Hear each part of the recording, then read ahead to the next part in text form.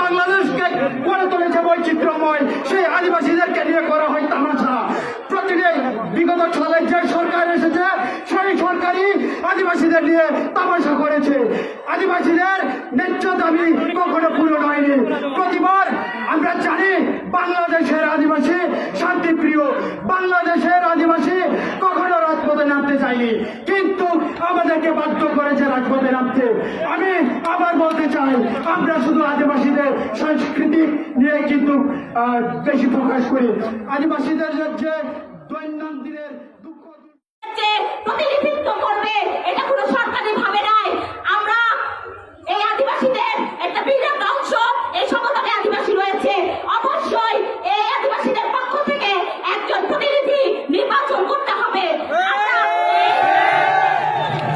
সংগ্রামী বন্ধুগণ, আজকে এই চলমান সমাবেশ থেকে বলতে চাই, আজকে যে 10 দফা দাবি এখানে তোলা হয়েছে, এই 10 দফা দাবি আমরা জেলা প্রশাসকের মধ্য দিয়ে অন্তর্বর্তীকালীন যে সরকার তাকে আমরা দিতে চাই, এবং আমরা মনে করি এই আদিবাসীদের যে দাবি রয়েছে অবশ্যই আপনি তা বিবেচনা করবেন এবং সেটাকে পূরণ করবেন।